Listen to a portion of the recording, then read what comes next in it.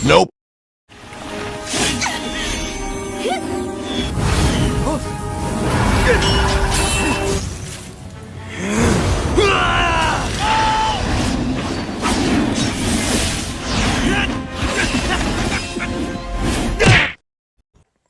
Di part sebelumnya, kita melihat Qin dan temannya sedang dikepung oleh sekelompok serigala.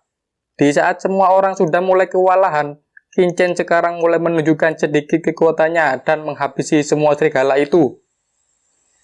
Namun masih ada rajanya serigala yang lumayan sulit untuk dikalahkan. Serigala itu tanpa henti menyerang Qin dan terus memanggil temannya yang lain. Tapi segera teman serigala itu langsung diserang oleh Zi Kun.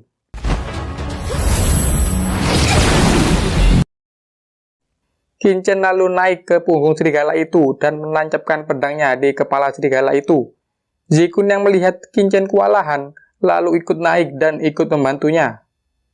Dan akhirnya serigala itu berhasil dikalahkan. Pas mereka sedang mengumpulkan batu kristal dari serigala-serigala tadi, tiba-tiba datang Nian Wuji dan Cao Heng beserta anak buahnya. Di saat temannya Qin ingin kabur, dengan cara menghancurkan batu gioknya, namun batu itu tidak berfungsi. Ternyata orang-orang itu sudah memasang segel formasi, yang dimana itu membuat batu giok tersebut tidak berfungsi. Di awal pertarungan, Zi Kun terlihat kewalahan melawan Nian Wuji yang memakai racun di tombaknya.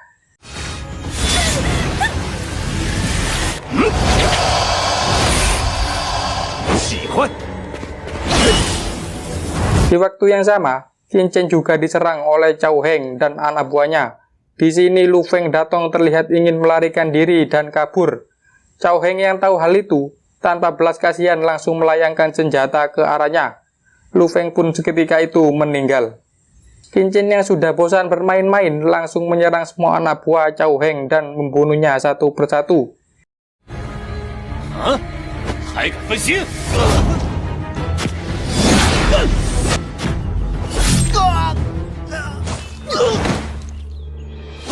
Cao Heng kesal melihat hal itu, lalu melayangkan senjata pisaunya ke Qin tapi Qin berhasil menghindarinya dan menangkap pisau itu. Kini Qin mencoba mengendalikan pisau tersebut, dan kini pisau Cao Heng menjadi senjata milik Qin. Cao Heng lalu memakai senjata sarung tangannya dan menyerang Qin secara membabi buta, tapi Qin berhasil mengimbanginya.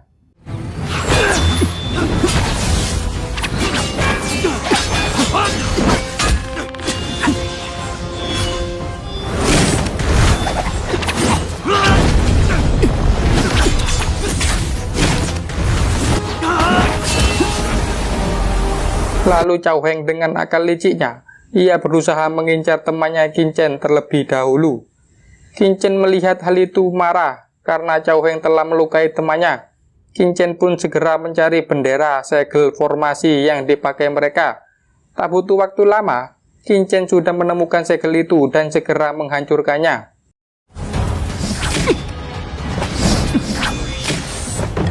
Bai Jing dan Huang Zhan langsung menghancurkan batu gioknya. Setelah berteleportasi, mereka berdua dihampiri Lord Lingwu dan menanyainya. Bai Jing lalu menjelaskan kalau Nian Wuji memasang segel formasi di dalam hutan tersebut. Lord Lingwu yang mendengar hal itu pun langsung marah. Tapi Ling Zhen dan Yu Qingcheng mengelak hal itu dan mengatakan kalau itu adalah hal yang wajar. Xin beralih ke pertarungan Qin yang semakin memanas. Zi Kun mencoba membantu Qin tapi Zi Kun dihalangi oleh Nian Wuji dan diserang habis-habisan olehnya.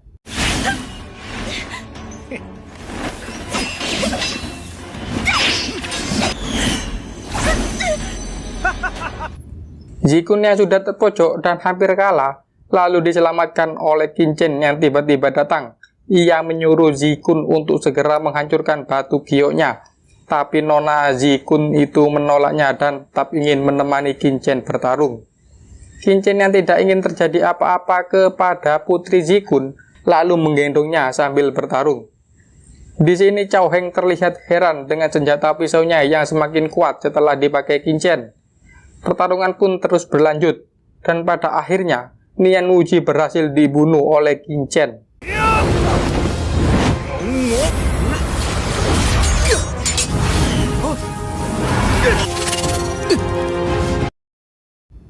Cao Heng sangat marah, lalu berusaha meracuni mereka berdua dengan racun jiwa tingkat tinggi, yang dimana seorang master hebat pun tidak bisa menangkal racun tersebut.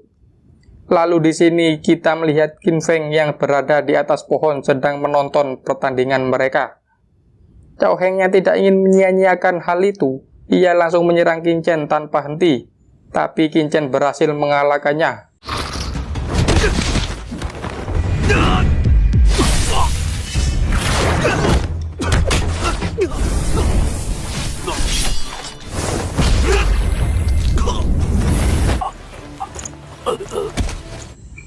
Pas Qin Chen hendak menyembuhkan dirinya dari racun tadi, tiba-tiba Qin Feng datang dan mengambil batu giok Qin Chen, lalu menyerangnya.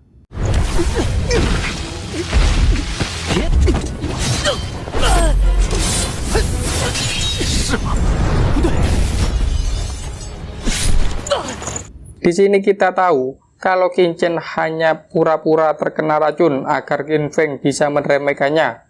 Qin Feng sangat marah mendengar penjelasan Qin Chen barusan. Lalu Qin Feng segera membangkitkan Bloodline tingkat 4-nya untuk melawan Qin Chen. Tapi tiba-tiba kekuatannya hilang begitu saja. Ternyata itu gara-gara batu giok Qin Chen yang direbutnya tadi. Dan batu giok itu ternyata sudah diberi racun oleh Qin Chen. Qin Feng yang sudah emosi lalu menggunakan rune peledak kepada Qin Chen. Tapi Qin Chen berhasil menghindarinya. Kini Qin Feng sudah kehabisan kekuatannya dan berniat kabur. Tapi Qin Chen tidak mau membiarkan hal itu. Ia langsung melayangkan pisau milik Cao Heng tadi untuk menyerang Qin Feng. Pisau pertama menancap di otongnya. Dan pisau kedua berhasil memotong tangan Qin Feng. Tapi Qin Feng masih bisa kabur.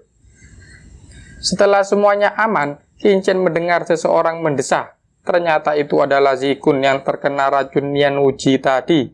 Ketika dihampiri, Zi Kun terlihat ingin mencium Qin Chen. Lalu seseorang dari kerajaan lain datang. Qin Chen yang tidak ingin mendapatkan masalah, memilih untuk bersembunyi saja. Orang-orang di situ terlihat heran setelah melihat Nian Wuji dan Cao Heng yang sudah tergeletak tidak bernyawa. Sin beralih ke dalam gua.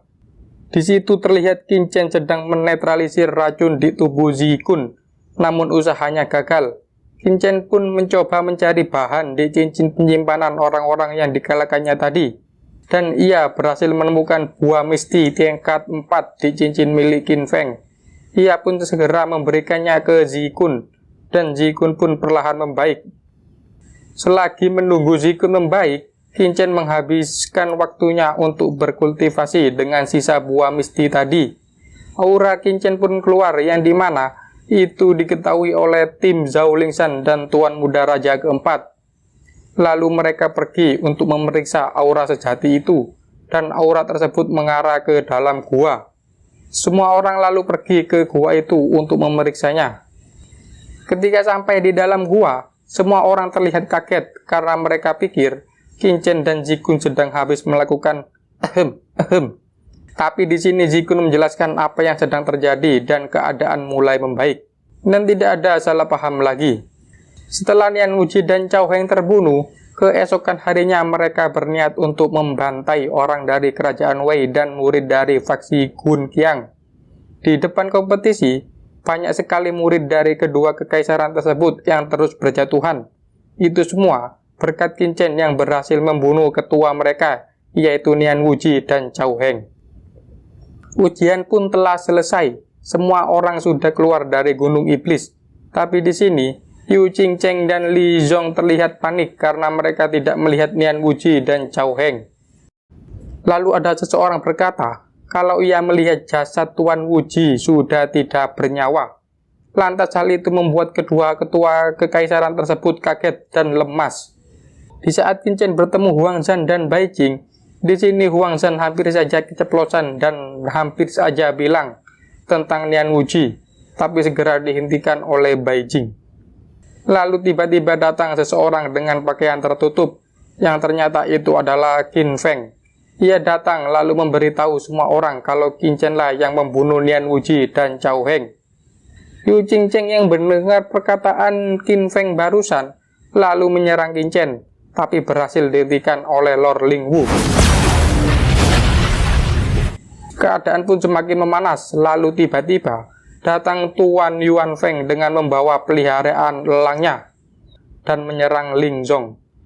Keributan itu pun berhasil dihentikan oleh Lau Wei dan bilang kalau tidak diperbolehkan ada keributan di ajang kompetisi ini. Qin Chen pun mulai berbicara kalau dirinya tidak mungkin bisa membunuh Nian Wuji dan Cao Heng karena kultivasinya jauh di bawah mereka berdua. Lalu Qin Feng menyangkal omongan Qin Chen barusan dan bilang kalau mereka berdua mati karena diracun oleh Qin Chen. Lalu Qin Chen menyuruh orang di situ untuk menjelaskan keadaan lokasi kematian mereka berdua. Orang itu pun menjelaskan kalau Nian Wuji dan Cao Heng mati karena pertarungan panjang, bukan diracun. Di sini Qin Feng semakin terpojok dan tidak punya kata-kata lagi untuk mengelaknya. Qin Feng yang mau dibunuh oleh mereka berdua, lalu tiba-tiba Qin Chen maju dan berniat melindungi Qin Feng. Ketika mereka berdua hendak menyerang Qin Chen karena melindungi Qin Feng, lalu muncul Lau Wei untuk menghentikan mereka berdua dan bilang kalau tidak boleh ada kerjasama antar kerajaan. Dan di sini kita lihat kalau Qin Chen dan Zhong tampak kerjasama. Semua kerajaan pun terlihat marah terhadap hal itu. Lalu mereka berdua memutuskan mundur dan akan berdendam di lain waktu. Lalu di sini Lau Wei mengumumkan kalau ujian selanjutnya akan diadakan 1 bulan lagi di ibu kota kuno selatan. Dan mereka semua pun pulang ke kerajaannya masing-masing. Sesampainya di kerajaan Qi, mereka disambut oleh yang mulia kerajaan dan akan diberi pil Heaven Breaking, yaitu pil yang dapat meningkatkan 1 tingkat kultivasi dalam sekejap untuk yang bisa mendapatkan peringkat pertama di pertandingan ibu kota selatan nanti. Xin beralih ke Zikun yang terlihat meminta ke ayahnya untuk tidak menjadikan Qin Feng sebagai jenderal. Karena ia sekarang tahu sifat sesungguhnya Qin Feng bagaimana. Ayahnya Zikun pun tidak punya pilihan lain, lalu menyetujui permintaan putrinya itu. Di waktu yang sama, di rumah keluarga Qin, di situ semua orang terlihat kaget setelah melihat Qin Feng yang kehilangan tangannya. Tak terkecuali Lady Zhao yang terlihat sangat emosi waktu itu. Marquis yang melihat hal itu lalu marah terhadap Lady Zhao dan menyuruhnya berhenti mengusik keluarga Qin Chen lagi.